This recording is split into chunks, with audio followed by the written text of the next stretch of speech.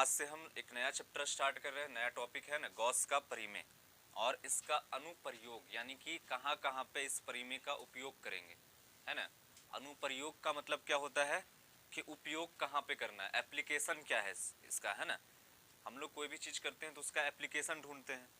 जैसे बर्नौली का परिमेय, तो वो परिमेय है, लेकिन उसका एप्लीकेशन क्या है कि बर्नौली के परिमेय के सिद्धांत पे ही एरोप्लेन काम करता है, ठीक है, चलता है, हवाई जहाज जो उड़ती है वो बर्नौली के परिमेय पे काम करती है। तो वैसे जो आज हम पढ़ेंगे गॉस का नियम या फिर इसका परिमेय जो पढ़ेंगे, तो इस परिमेय का उपयोग कहाँ कहाँ पे है उसको भी हम देखेंगे। तो यहाँ पे हम इस चैप्टर में गॉस का परिमेय भी पढ़ेंगे और इसका अनुप्रयोग भी पढ़ेंगे। इससे पहले हम जो पढ़ रहे थे, तो इससे पहले हम बिंदुवत आवेश के कारण, जब दो बिंदुवत आवेश एक दूसरे से निकट रहते हैं ना, एक दूसरे के आसपास रहते हैं, तो कितना बल लगाते हैं एक दूसरे पे, उस बल को हम कूलॉम के नियम से ज्ञात करते थे। किसके नियम से ज्ञात करते थे? कूलॉम के नियम से ज्ञात करते थे ना। तो हमने पिछले चैप्टर में कूलॉम का नियम पढ़ा। किसको पढ़ा है? कूलॉम के नियम को। तो यहाँ पे हम गॉस का परिमेय पढ़ेंगे। कूलॉम के नियम से हम बिंदुवत आवेश के कारण किसी निकट बिंदु पर विद्युत क्षेत्र की तीव्रता भी ज्ञात किए थे। जैसे कि मान लो ये क्यू आवेश है, तो ये क्यू आवेश के कारण आर दूरी पर, है ना, कोई पॉइंट पी है, यहाँ पे विद्युत क्षेत्र की तीव्रता कितना होगा, तो हमने एक फॉर्मूला बनाया था, E बराबर के क्यू बाई आर स्क्वायर होगा। तो ये बिंदुवत आवेश के कारण जो भी कुछ हमको पढ़ना था वो हमने पिछले चैप्टर में डिस्कस कर लिया है। यहाँ पे हम डिस्ट्रीब्यूटेड आवेश के बारे में पढ़ेंगे। डिस्ट्रीब्यूटेड चार्ज, वितरित आवेश, इस तरह से करके आपको कुछ तीन तरह का पढ़ाया गया होगा। एक रेखीय आवेश घनत्व, दूसरा नंबर में पृष्ठीय आवेश घनत्व और तीसरा नंबर में आयतन आवेश घनत्व पढ़ाया गया है ना। तो ये तीनों जो हम पढ़े थे, रेखीय आवेश घनत्व क्या होता है, आयतन आवेश घनत्व क्या होता है, पृष्ठीय आवेश घनत्व क्या होता है, ये तीनों आपने अच्छे तरीके से सीख भी लिया है ना। तो वो तीनों का इस्तेमाल करके जब हम किसी चालक पे आवेश वितरित करते हैं, जैसे मान लो ये एक छड़ है, ठीक है, और इस छड़ पे आवेश फैला हुआ है, वितरित है, डिस्ट्रीब्यूटेड है। अब ये छड़ जो है ये आर दूरी पर कितना इलेक्ट्रिक फील्ड बना रहा है, इस चीज को ज्ञात हम कैसे करेंगे? ये फॉर्मूला से नहीं ज्ञात कर सकते हैं, क्योंकि ये फॉर्मूला किस पे लागू होता है? केवल बिंदुवत आवेश पे। लेकिन यहाँ कैसा आवेश है? वितरित आवेश है। कैसा आवेश है ये? तो इसके कारण इस पॉइंट P पर कितना इलेक्ट्रिक फील्ड बन रहा है, ये कैसे फाइंड करेंगे हम? तो इसके लिए गॉस ने अपना एक नियम दिया और उस नियम से हम फाइंड कर सकते हैं, ऐसे फॉर्मूला से भी फाइंड कर सकते हैं, लेकिन वो थोड़ा बहुत ज्यादा कॉम्प्लिकेटेड हो जाएगा, ठीक है। और गॉस क्या किया है कि ऐसे छड़ के लिए या फिर वितरित आवेश के लिए एक आसान सा नियम दिया हमको, है ना। कैसा नियम दिया है? एक आसान सा नियम। उस नियम से हम गॉस के परिमेय का उपयोग करके इस तरह के छड़ के कारण निकट पॉइंट P पर कितना इलेक्ट्रिक फील्ड होगा, हम वो आसानी से ज्ञात कर सकते हैं। ऐसी मान लो कि कोई समतल चादर है, ठीक है, मान लीजिए कि ऐसा कोई चादर है जो अनंत विस्तार का, बहुत लंबा चौड़ा फैला हुआ है, इस पे आवेश फैला हुआ है ना, इस पे पूरा चार्ज फैला हुआ है, ठीक है, और इस चार्ज के कारण निकट पॉइंट P पर कितना इलेक्ट्रिक फील्ड होगा। तो ये सब चीज के लिए हम अगर गॉस का परिमेय लगा करके देखेंगे तो बड़ा ही आसानी से निकल जाएगा, मतलब 4 से 5 स्टेप में हो जाएगा। लेकिन अगर हम ये फॉर्मूला से करेंगे तो इंटीग्रेशन का मेथड लगाना पड़ेगा, कैलकुलस का मेथड लगाना पड़ेगा, उसके बाद जाकर के ये पॉइंट P पर फाइंड हो पाएगा। तो हम लोगों को क्या है, पहले आसान को समझना है, और आसान करने के लिए कौन नियम दिया है? गॉस ने। तो गॉस का नियम हम समझेंगे, है ना। लेकिन गॉस के नियम को समझने से पहले हम यहाँ पे सबसे पहले एक टॉपिक समझेंगे, इलेक्ट्रिक फ्लक्स। किसको पढ़ेंगे? इलेक्ट्रिक फ्लक्स, है ना, विद्युत फ्लक्स के बारे में पढ़ेंगे। और विद्युत फ्लक्स को समझने के लिए हम लोगों को सबसे पहले एरिया के बारे में समझना है। किसके बारे में समझना है? एरिया के बारे में, है ना। तो हम लोग आते हैं अपने टॉपिक पे। एरिया हिंदी में क्या कहते हैं इसको? क्षेत्रफल, है ना। अब बताओ कि एरिया वेक्टर है या स्केलर है? एरिया वेक्टर है या स्केलर? वेक्टर है। लेकिन हम लोग अपने डे टू डे लाइफ में एरिया को स्केलर मान के चलते हैं। जैसे मान लो कि अगर बोला जाए कि इस कमरे का क्षेत्रफल क्या होगा, तो हम लोग को सिर्फ लंबाई चौड़ाई से मतलब रहेगा। ऐसा तो नहीं कि क्षेत्रफल का डायरेक्शन देखेंगे। हम जब भी किसी चीज का क्षेत्रफल निकालते हैं, जैसे खेत हो या कुछ भी हो, है ना, वहां पर जाकर के हम अगर क्षेत्रफल फाइंड करते हैं तो सिर्फ हम उसका परिमाण देखते हैं। जैसे अगर मान लो कि इसकी लंबाई अगर मान लो 30 फीट है ना, चौड़ाई अगर मान लो कि 15 फीट है, तो इसका क्षेत्रफल कितना हो जाएगा? 30 गुने 15 करेंगे। क्षेत्रफल का मतलब क्या हुआ? आयत। ये आयत के शेप में है ना, तो आयत का शेप में है तो आयत है। ये है 30 फीट आपका और ये है 15 फीट, तो एरिया कितना हो जाएगा? 15 गुने 30, है ना, यानी कि 450 फीट स्क्वायर, ठीक है, स्क्वायर फीट कह सकते हैं हम। तो 400 फीट 450 फीट स्क्वायर हो जाएगा, ये इसका एरिया हो गया। क्या हम इस एरिया में डायरेक्शन हमको दिख रहा है? नहीं दिख रहा। तो इसीलिए हम अपने डे टू डे लाइफ में हम ये मान लेते हैं कि एरिया क्या चीज है, स्केलर क्वांटिटी।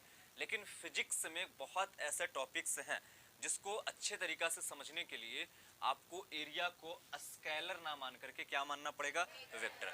और असलियत में एरिया क्या है, वेक्टर क्वांटिटी है। क्या है, वेक्टर क्वांटिटी।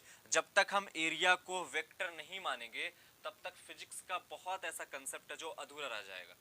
और जिसमें से एक कंसेप्ट आज हम पढ़ने वाले हैं, इलेक्ट्रिक फ्लक्स। क्या पढ़ेंगे हम, इलेक्ट्रिक फ्लक्स। तो इलेक्ट्रिक फ्लक्स को समझने के लिए एरिया को क्या मानना पड़ेगा, वेक्टर क्वांटिटी। तो एरिया क्या है, वेक्टर है ना। तो सबसे पहले हम एरिया वेक्टर को समझेंगे, एरिया वेक्टर। आप इस तरह का एक हेडिंग बना लीजिएगा, एरिया वेक्टर।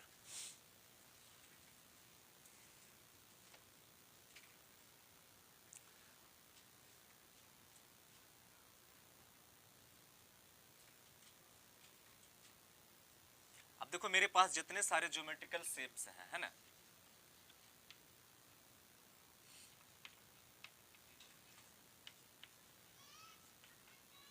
मतलब ज्यामितीय आकार जिसको कह सकते हैं, जैसे त्रिभुज हो गया, आयत हो गया, है ना, वर्ग हो गया, वृत्त हो गया, घन हो गया, घनाभ हो गया, बेलन हो गया, गोला हो गया, है ना, शंकु हो गया। ये सब सबके सब क्या है, ज्योमेट्रिकल शेप्स है।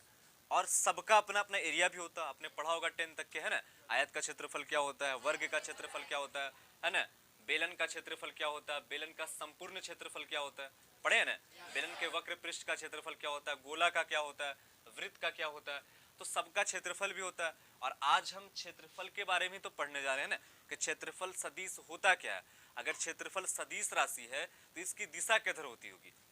अगर हम कुछ देर के लिए मान लें कि क्षेत्रफल सदिश राशि है तो मैग्नीट्यूड तो पता चल जा रहा कि आयत का क्षेत्रफल लंबाई गुने चौड़ाई, वर्ग का क्षेत्रफल भुजा स्क्वायर, वृत्त का क्षेत्रफल पाई आर स्क्वायर कर लेंगे। लेकिन डायरेक्शन हम कैसे निकालेंगे, सबसे बड़ा बात तो यहाँ भी आ रहा है ना, कि हम परिमाण तो निकालने के लिए हमको पहले से पता है, पहले से हम ना 8वां 9वां 10वां में पढ़ चुके हैं।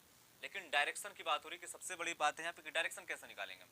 जब तक डायरेक्शन नहीं आएगा तब तक ये वेक्टर कंप्लीट होगा ही नहीं। तो डायरेक्शन हम कैसे समझेंगे, तो डायरेक्शन को समझने के लिए हम पहले ये मानते हैं कि जितने सारे ज्योमेट्रिकल शेप्स हैं ना उसको दो पार्ट में बांटा गया है। एक होता है ओपन सरफेस और दूसरा होता है क्लोज सरफेस।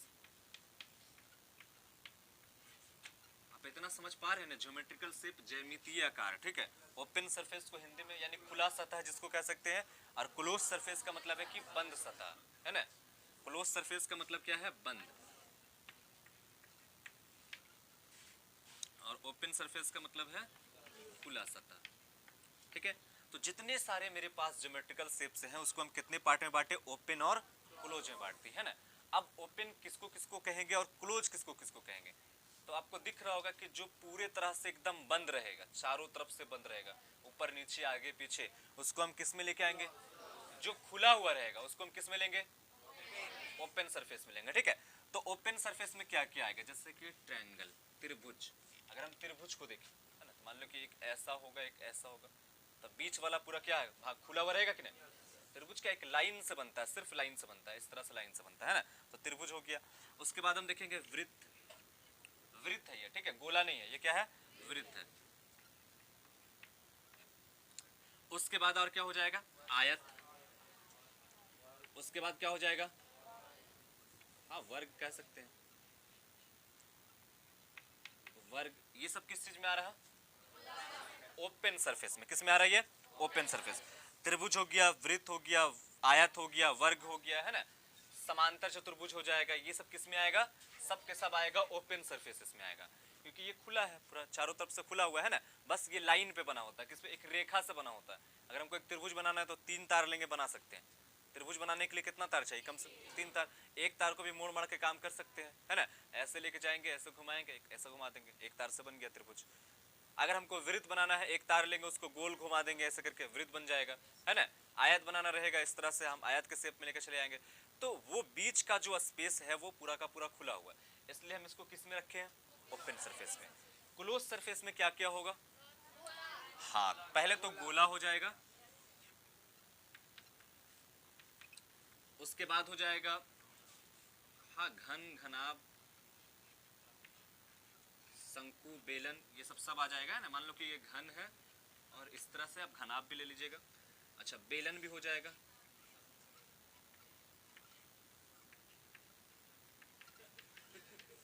चलिए, बेलन, ठीक है। तो ये सब किस में आता है? क्लोज सरफेस में आता है ना। गोला हो गया, घन हो गया, बेलन हो गया, है ना, घनाभ हो जाएगा, ये सब। हाँ, शंकु भी कह सकते हैं। बड़ा याद आ रहा है आइसक्रीम का, है ना जी, शंकु वाला आइसक्रीम ना होता, रेड कलर वाला, कभी ला खिलाओगे तब तो। चलिए, तो ये ओपन और क्लोज समझने में कोई दिक्कत नहीं है। अब दोनों का एरिया वेक्टर का डायरेक्शन कैसे निकालेंगे हम, चाहे वो ओपन का हो चाहे वो क्लोज का हो। तो एरिया वेक्टर जो होता है ना, जैसे मान लो कि एक आयत की बात कर ले, ठीक है। अब यहां से ध्यान समझिएगा, क्योंकि ये पूरे फिजिक्स, पूरे इलेक्ट्रिक फ्लक्स, ये समझ लो आज से लेकर के अगले 12 दिन जो भी चलने वाला ये क्लास है, इस पूरे क्लास में इस्तेमाल होगा। और जैसे आज हम इलेक्ट्रिक फ्लक्स को पढ़ेंगे, वैसे ठीक आपका एक मैग्नेटिक फ्लक्स नामक चैप्टर आएगा, ठीक है, वो मैग्नेट में आएगा। तो सेम यही जितना एरिया वेक्टर का कंसेप्ट है वो वहां पर जाकर के अप्लाई हो जाएगा। तो वहां पे हम इतना डिटेल्स में जाकर पढ़ाएंगे नहीं, तो अभी आपको डिटेल्स में पढ़ा दे रहे हैं। बाकी ऑनलाइन रिकॉर्डिंग भी हो रहा है ना, अगर ठीक ठाक से रहा तो आपका यूट्यूब पे भी रहेगा, देख लीजिएगा वहां जाकर के। तो ये आपका हम एक शेप लिए है आयत, ठीक है, जो कि कैसे रखा हुआ पहले ये समझ में आ रहा है आपको? ये ऐसे नहीं रखा हुआ, ये ऐसे रखा हुआ, ठीक है। आयत कैसे रखा हुआ है? ऐसे रखा हुआ। अब इसका एरिया वेक्टर की बात हो रही है कि एरिया वेक्टर का डायरेक्शन किधर होगा। हमने लंबाई चौड़ाई तो मान लेना कि ये ऐसे अगर आयत है तो ये वाला भाग चौड़ाई होगा और ये वाला भाग क्या होगा? लंबाई होगा। तो लंबाई और चौड़ाई मिल जाएगा तो हम इसका एरिया भी निकाल लेंगे। और सपोज मान लो कि इसका एरिया हमको पता है, और वो एरिया कितना है इसका? एरिया कितना है इसका? ए। अब डायरेक्शन की बात हो रही कि डायरेक्शन किधर होगा, तो आंसर है कि जितने सारे प्लेन सरफेस हैं, जितने सारे समतल पार्ट है या जैसा भी पार्ट हो, ठीक है, जैसा भी आकार हो, सबका एरिया वेक्टर जो होता है ना, वो सरफेस के परपेंडिकुलर होता है, ठीक है, सतह के लंबवत होता है। कैसा होता है वो? सतह के लंबवत। और वो सतह के लंबवत बाहर की ओर होता है। किधर होता है? बाहर की ओर। सतह के लंबवत किधर होता है? बाहर की ओर। कॉपी देना हमको। ये बताओ तो किस चीज का शेप है? आयत का शेप है ना। अच्छा, ये ओपन, अगर ये आयत का शेप होगा तो ये ओपन में आएगा या क्लोज में आएगा? ओपन सरफेस में आएगा। तो अभी हम बात कर रहे हैं सिर्फ ओपन सरफेस की बात कर रहे हैं, उसके बाद फिर हम आएंगे क्लोज सरफेस में, ठीक है। तो मान लेते हैं कुछ देर के लिए आयताकार शेप है, ये ओपन सरफेस में ये आ रहा है, ठीक है। उसके बाद हम मानते हैं कि इसका एरिया जो है वो ए है। टोटल एरिया कितना है इसका? मैग्नीट्यूड हमको मिल गया ए। अब डायरेक्शन किधर होगा?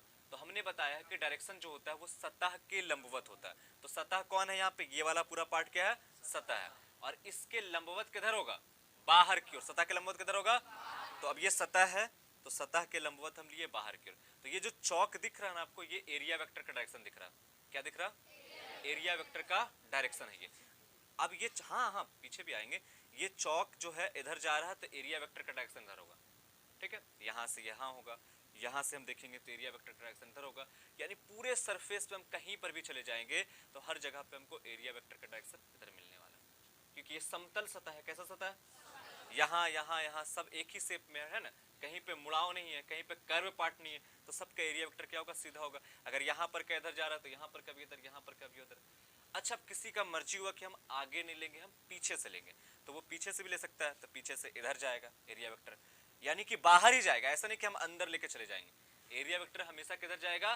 बाहर जाएगा। चाहे हम आगे ले चाहे पीछे ले। अगर आगे ले रहे हैं तो आगे लेंगे, पीछे ले रहे हैं तो पीछे लेंगे एरिया वेक्टर।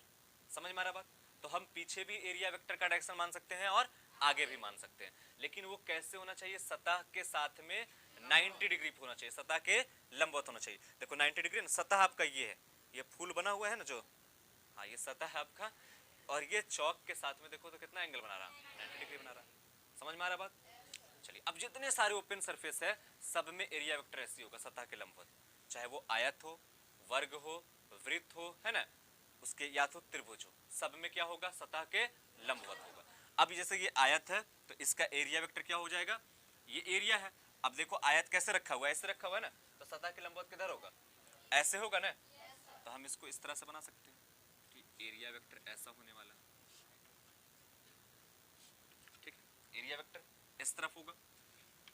अब इस एरिया वेक्टर को हम मान लो कि ए और एन कैप से ले लेते हैं, या फिर ए कैप मान लेते हैं। एन कैप का मतलब यहाँ पे ये शो करता है ना कि ये अभिलंबवत बाहर की ओर निकल रहा है। किधर निकल रहा है? अभिलंबवत बाहर की ओर। n एक यूनिट वेक्टर है और यूनिट वेक्टर जो होता है उसका वैल्यू 1 होता है, तो हम a में n से गुना करेंगे तो a ही रहेगा, ठीक है। लेकिन कैप लग गया है तो इसका मतलब ये शो कर दे रहा है कि डायरेक्शन शो कर रही है। तो कैसे जा रही है? अभिलंबवत जा रहा है। अगर किसी का मर्जी हुआ कि हम इधर लेंगे तो वो इधर भी ले सकता है, ये भी इसका एरिया वेक्टर हो सकता है ना, ये भी n कैप है।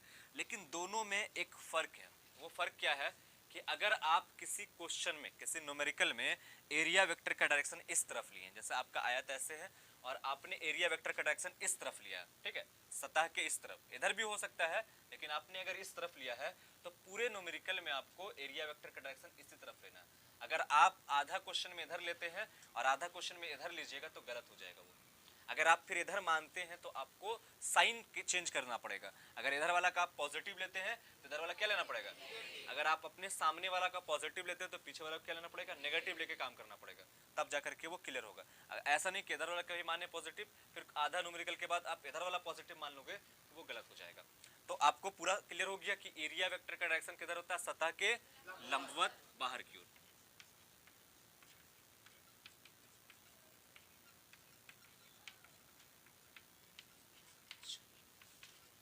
के लंबवत बाहर की ओर। अब जितने सारे से आयत का तो हो गया, समझ में आ गया। अब यही आयत अगर ऐसे रहता, ठीक है, अब इसको हम एक प्लेन पे रख देते हैं। ये है आपका x, ये है आपका y और z जो है या तो अंदर है या तो बाहर है, ठीक है। अब आप बता सकते हैं कि इस आयत का एरिया वेक्टर का डायरेक्शन किधर होगा। अगर मान लो कि हम एरिया वेक्टर, इसका हम एरिया का मैग्नीट्यूड a मान लेते हैं, तो एरिया वेक्टर का डायरेक्शन किधर होगा? x में होगा, y में होगा या z में होगा? किस तरफ होगा? कितने लोग को लग रहा है x में है?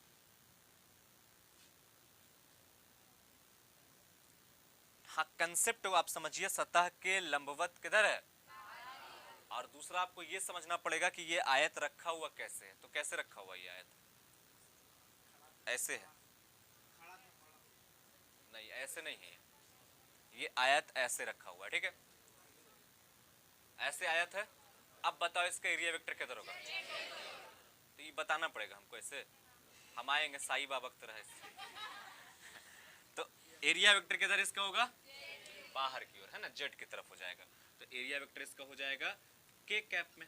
ए के कैप लिख सकते हैं इसको, क्या लिख सकते हैं? ए के कैप। के कैप का मतलब क्या हुआ? जेड की तरफ हो रहा, या फिर हम जेड एक्सिस भी लिख सकते हैं, जेड एक्सिस की तरफ। अच्छा, जेड एक्सिस की तरफ बाहर भी हो सकता है और जेड एक्सिस की तरफ अंदर भी हो सकता है। ये समझ में आ रहा है ना बात? क्लियर होते जा रहा है ना? चलिए अब इसी आयत को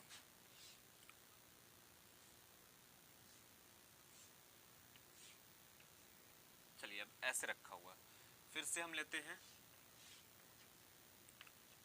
x y और यहां पे आपका हो गया z।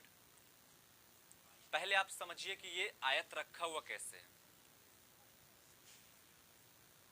कैसे रखा हुआ है? कोई भी ऐसे, ऐसे तो ये हुआ, और ऐसे ये हुआ, ऐसे रखा हुआ। कैसे रखा हुआ? 3D फिगर है ये, ठीक है।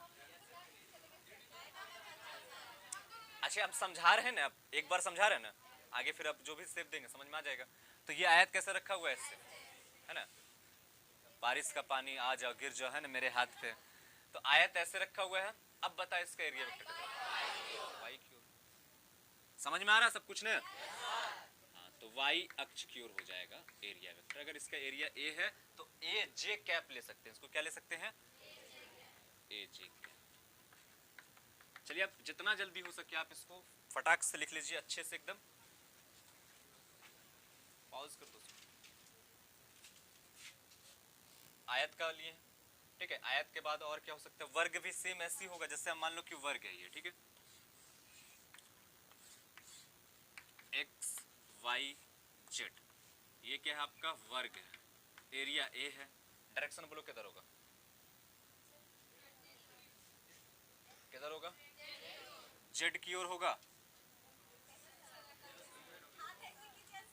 अब हम हाथ करें, देख के नहीं समझ में आ रहा कि कैसे है? ऐसे रखा हुआ है ना, है ना, वर्ग है, इससे मतलब हाथ इतने होना चाहिए तो वर्ग है, और इसका एरिया वेक्टर क्या होगा, सतह के लंबवत बाहर या सतह के लंबवत अंदर की तरफ यानी पीछे की तरफ, है ना। तो जेड हो जाएगा इसका, तो जेड का यानी कि बाहर, तो एक के कैप लिख सकते हैं हम जेड एक्सिस की तरफ। अब अगर हम वृत्त की बात करें कि मान लो ये वृत्त है, ठीक है, X Y Z, area A, बोलो जल्दी किधर होगा, जल्दी बताओ किधर होगा, देना तो हाथ में,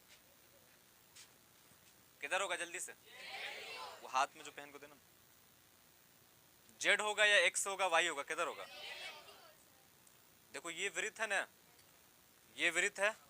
अब ये कैसे रखा हुआ पहले ये समझना, ठीक है। तो ये वृत्त ऐसे रखा हुआ, ठीक है। तो अब देखेंगे एरिया वेक्टर सतह के लंबवत किधर हो सकता है, या तो बाहर की ओर जेड की, या तो फिर अंदर की ओर, है ना, यानी जेड की तरफ एक के कैप। सबका क्लियर हो रहा है ना। अब यही वृत्त को हम अगर ऐसे रख दें,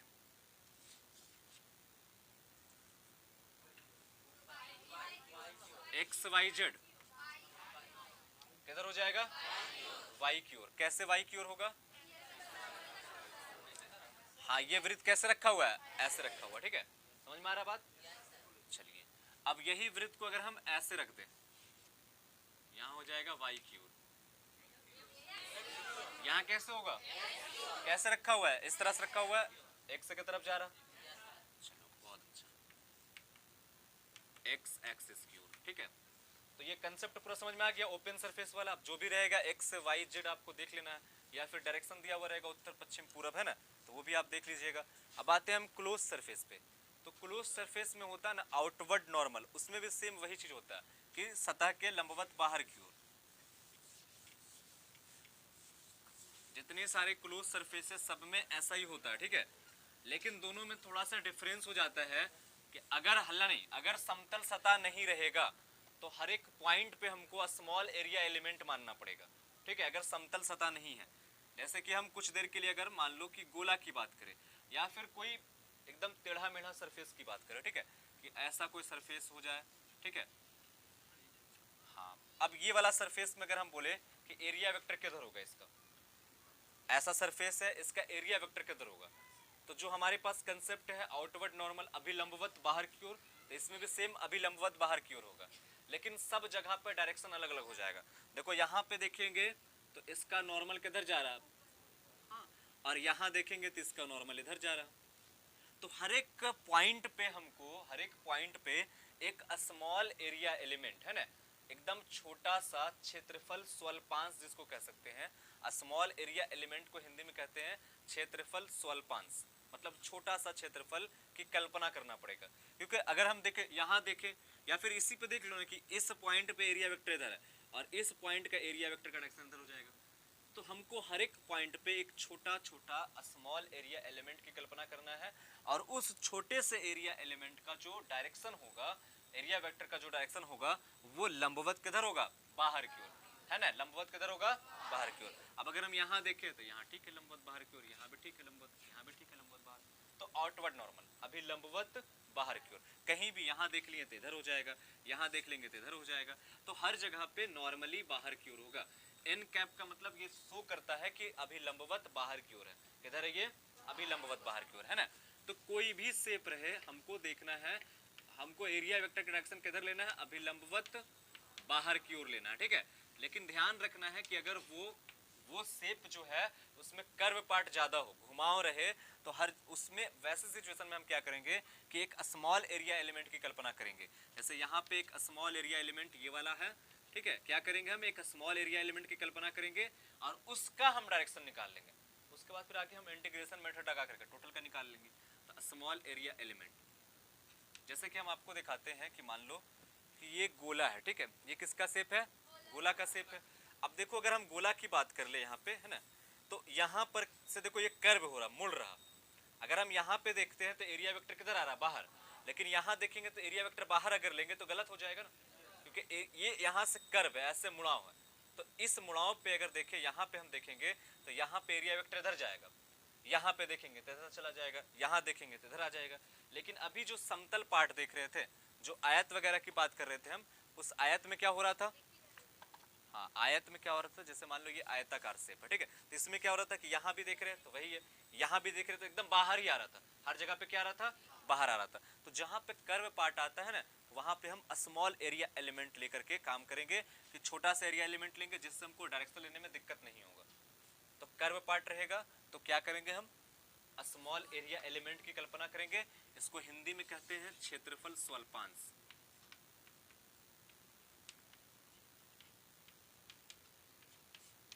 क्लियर हो गया। इसी तरह से जितने सारे क्लोज सरफेस है, जैसे कि मान लो कि घन की बात कर ले हम,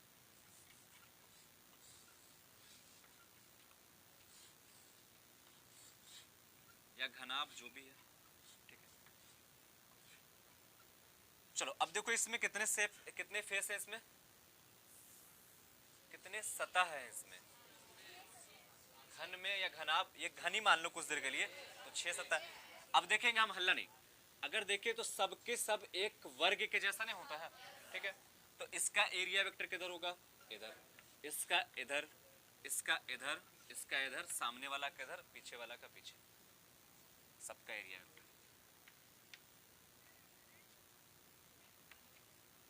अब इसी तरह से अगर बेलन आ गया,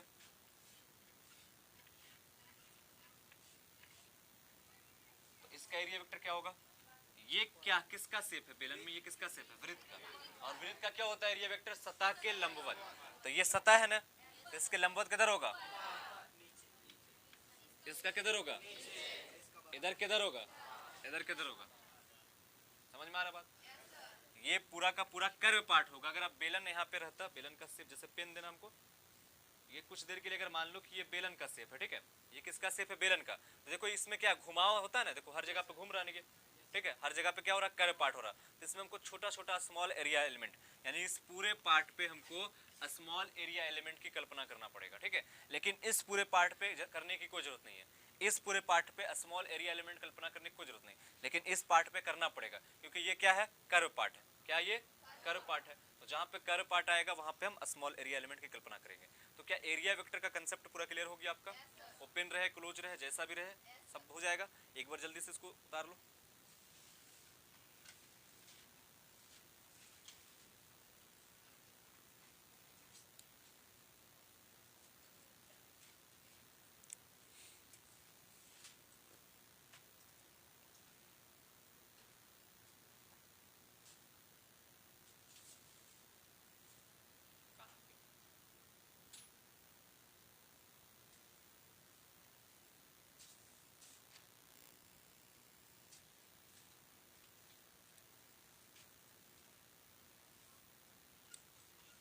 विद्युत फ्लक्स,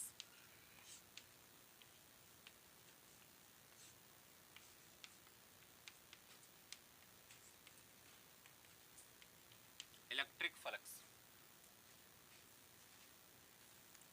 देखो विद्युत फ्लक्स क्या होता है कि विद्युत क्षेत्र में स्थित किसी क्षेत्रफल से होकर गुजरने वाली या क्षेत्रफल से अभिलंबवत गुजरने वाली विद्युत बल रेखाओं की संख्या की माप को विद्युत फ्लक्स कहते हैं, ठीक है।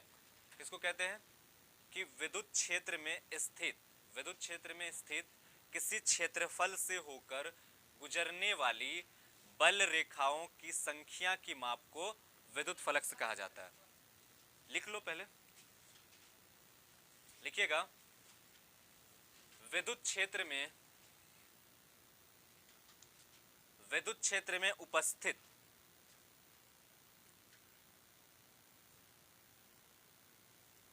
विद्युत क्षेत्र में उपस्थित किसी क्षेत्रफल से होकर गुजरने वाली, विद्युत क्षेत्र में क्या लिखे, विद्युत क्षेत्र में उपस्थित किसी क्षेत्रफल से होकर गुजरने वाली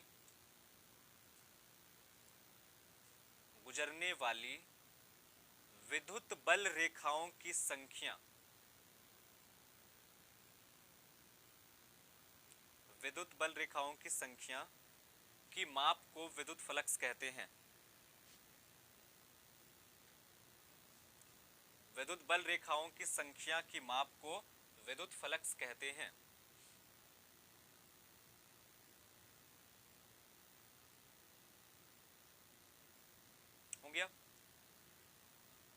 अच्छा उसमें ऐड कर लो ना, अभिलंबवत गुजरने वाली विद्युत फलक से विद्युत क्षेत्र में उपस्थित किसी क्षेत्रफल से होकर अभिलंबवत, खाली ऐड कर लो, क्षेत्रफल से होकर के बाद अभिलंबवत, तो मजा आ जाएगा, है ना।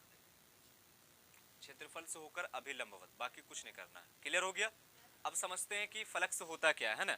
तो डेफिनेशन में लिखाया गया है कि किसी भी विद्युत क्षेत्र में, जैसे मान लो ये विद्युत क्षेत्र है, ठीक है, और इस विद्युत क्षेत्र में गलती से अगर कोई एरिया आ जाए, एरिया का मतलब है कि जैसे इस विद्युत क्षेत्र में हम किसी आयताकार शेप को लेकर चले आए, वृत्त को लेकर चले आए, है ना, तो उस एरिया से जितने सारे बल रेखाएं गुजरेगी, ये समरूप विद्युत क्षेत्र में बल रेखाएं ऐसी होता है, पढ़ाया गया ना। जैसे कि ये मान लो कि पहले से इलेक्ट्रिक फील्ड गुजर रहा था, ढेर सारा जा रहा था ना, हजारों लाखों तीर चल रहा था, बाहुबली वाला, है ना, और वैसे बीच में गलती से ये आ गया, है ना, तो जितना तीर इससे गुजरेगा तो उसी को हम क्या बोलेंगे, कटप्पा है तो जितना तीर इसको पार करेगा तो उसको हम क्या बोलेंगे, विद्युत फलक से बोलेंगे। मतलब कि तीर का मतलब यहाँ पे है कि इलेक्ट्रिक फील्ड लाइन, तीर का मतलब यहाँ पे क्या, विद्युत बल रेखा है, तो जितना बल रेखाएं इससे गुजरेगी उसकी मेजरमेंट, उसका माप को हम क्या कहेंगे, फलक्स कहेंगे, है ना। समझ में आ रहा बात ना। अब अगर मान लो कि ये ऐसे है, ठीक है, और सब के सब एकदम तीर जो है एकदम स्ट्रेट लाइन में जा रहा है, ठीक है, ये एरिया वेक्टर ऐसे और सब के सब तीर एकदम ऐसे जा रहा है, ठीक है, तो इसका मतलब है कि मैक्सिमम तीर जो होगा इससे पास कर जाएगा। एकदम ध्यान समझना, एकदम इसको फील करना कि एरिया ये ऐसे है और यहां से जा रहा था, एकदम मान लो कि ऐसे तीर को और छोटा छोटा कर दिए, यानी सबको ज्यादा क्लोज कर दिए, अब ये ऐसे जा रहा, तो मैक्सिमम तीर इससे गुजर जाएगा कि नहीं, ठीक है। अब अगर हम क्या किए कि कुछ देर के बाद तीर को थोड़ा सा फैल कर दे, मतलब एरिया बढ़ा दिए, या फिर हम कह सकते हैं कि तीर का जो डेंसिटी था उस डेंसिटी को हम कम कर दिए। डेंसिटी को कम करने का मतलब है कि सब क्लोज नहीं है, सब दूर दूर है, तो जैसे हम दूर दूर कर दिए, इसका मतलब है कि विद्युत डेंसिटी दूर हो रहा है, इसका मतलब विद्युत क्षेत्र की तीव्रता कम हो रही है। क्या हो रही है विद्युत क्षेत्र की तीव्रता, अरे कुछ याद आ रहा है, पास पास रहेगा तो ज्यादा, दूर दूर रहेगा तो क्या होगा, कम।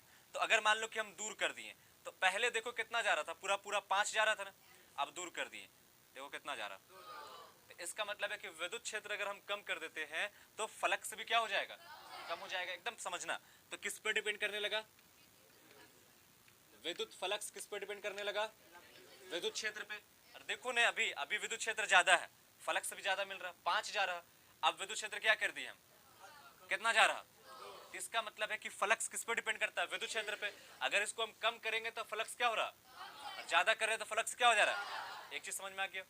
अगर हम मान लो कि इसी एरिया को एकदम खींच के एकदम, है ना, बड़ा कर देते, तो इसका मतलब है कि अब ज्यादा तीर पास करते हैं, तो अगर हम एरिया को बढ़ाएंगे तो भी फ्लक्स क्या हो जाएगा, जितना ज्यादा तीर पास करेगा उतना इसका फ्लक्स क्या होगा, ज्यादा होगा, उतना फ्लक्स क्या होगा, ज्यादा होगा। तो दूसरा नंबर में किस पे डिपेंड करने लगा, ये एरिया। तो अब तक के साइंटिस्ट को यही पता था कि इलेक्ट्रिक फील्ड पे डिपेंड करता है और एरिया पे डिपेंड करता है, लेकिन तीसरा एक चीज और भी है, देखो क्या है, ठीक है, ये आपको ऐसे पता चलेगा, जैसे हमको 3 पेन देना, 3 4 जितना हो सके,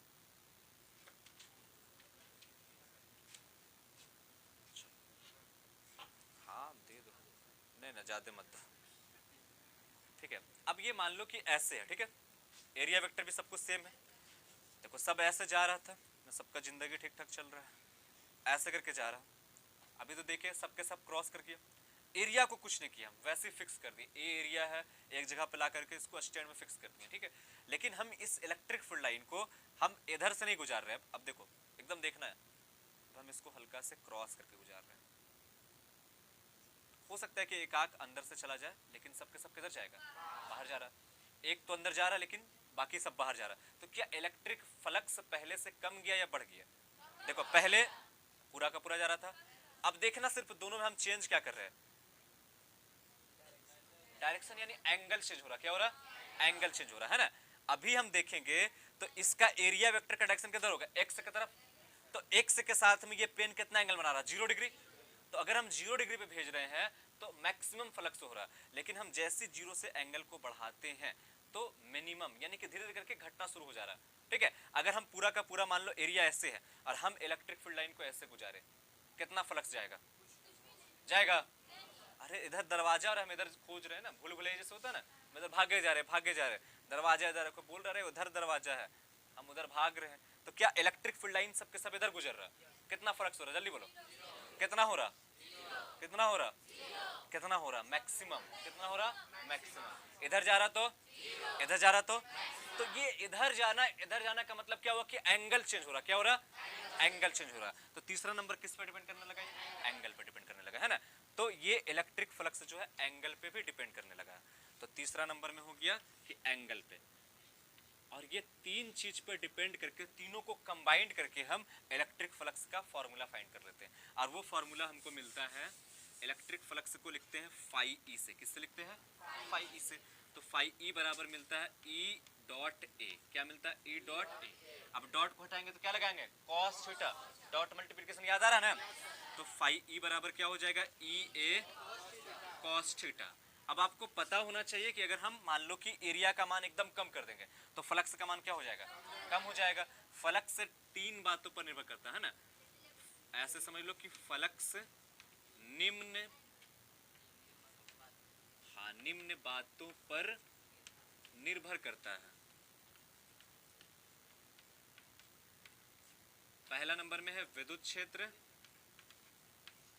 दूसरा नंबर में है क्षेत्रफल, और तीसरा नंबर में है एंगल। एंगल किसके किसके बीच का कोण है, तो आंसर है कि क्षेत्रफल सदिश, याद आ रहा है, एरिया वेक्टर, और किसके बीच है, विद्युत क्षेत्र की दिशा। क्षेत्रफल सदिश और विद्युत क्षेत्र की दिशा, ठीक है। अब इस तीनों को मिलाकर के अगर हम एक शेप बना ले, एक फिगर बना ले, तो कैसा बनेगा। तो मान लो कि हम एक ले लेते हैं,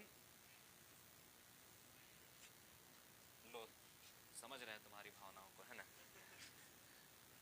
तो ये अगर मान लो कि ये वृत्त कैसे रखा हुआ, ऐसे, तो इसका एरिया वेक्टर किधर होगा, अभी लंबवत बाहर की ओर। अगर मान लो कि इसका एरिया डी एस या डी ए समझ लो, एस से भी कहीं कहीं पे लिखा होता है, कहीं कहीं पे ए से भी, तो एरिया वेक्टर डी है।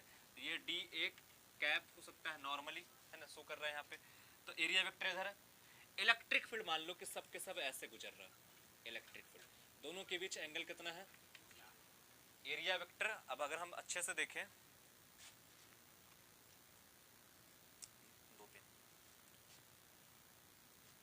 देखो ये है आपका वृत्त, ये है आपका एरिया वेक्टर इसका, ठीक है, ऐसे है। लेकिन इलेक्ट्रिक फील्ड कैसे गुजर रहा है, सब ऐसे गुजर रहा है। ये इलेक्ट्रिक फील्ड जो है ऐसे है, या फिर मान लो तिरछा ऐसे जा रहा है इलेक्ट्रिक फील्ड। तो एंगल कितना बन रहा, थीटा। इलेक्ट्रिक फील्ड के साथ में एंगल बनना चाहिए, इस तल के साथ में नहीं। इलेक्ट्रिक फील्ड और एरिया वेक्टर के बीच का कोण देखना है। तो ये इलेक्ट्रिक फील्ड है, ऐसे है, और ये एरिया वेक्टर है, ऐसे, ठीक है। या फिर मान लो ऐसे गुजर रहा हो, सपोज ऐसे गुजरेगा तो नहीं होगा ना, क्योंकि सब बाहर जा रहा है। तो हम ऐसे लेंगे, मान लो ऐसे गुजर रहा है, ठीक है। ये सब के सब तिरछे जा रहा होगा, इधर से जा रहा होगा, ठीक है। अब क्लियर हो गया, इलेक्ट्रिक फील्ड ऐसे आ रहा है। एंगल कितना बन रहा है दोनों के बीच में, थीटा, है ना। एंगल कितना बन रहा है, थीटा। तो थीटा एंगल पे है, तो ई ए कॉस थीटा इसका फॉर्मूला हो गया। चलिए अब इसका मात्रक क्या हो जाएगा, मात्रक अगर देखेंगे तो ई का मात्रक न्यूटन पर कूलम, एरिया का मात्रक मीटर स्क्वायर, बाकी थीटा का तो होता नहीं। तो न्यूटन मीटर स्क्वायर पर कूलम, क्या हो जाएगा, न्यूटन मीटर स्क्वायर पर कूलम। वीमा इसका क्या होगा, न्यूटन का वीमा क्या होता है, M L T minus two, metre का होता है एल स्क्वायर, और कूलम का होता है ए टी। तो हो जाएगा टी ऊपर जाएगा तो -3 हो जाएगा, L2 L3 यानी ML3 T -3 और A -1, ML3 T -3 A -1। और तीसरा जो सबसे इंपॉर्टेंट है कि फ्लक्स जो है वो अदिश राशि होता है। क्या होता है, फ्लक्स अदिश राशि है ना। चलिए तो क्लियर हो गया। और थीटा पे डिपेंड करता है, थीटा का मान 0 रहेगा तो मैक्सिमम हो जाएगा, थीटा का मान 180 रहेगा तो मिनिमम हो जाएगा, और इसके बीच में जब आएगा तो जैसे जैसे वैल्यू आएगा वैसे वैसे क्लियर हो जाएगा, ठीक है। तो आज के लिए इतना ही, कल हम लोग न्यूमेरिकल करेंगे, फ्लक्स से संबंधित, है ना। पढ़ के आना है पूरा अच्छे से इसको।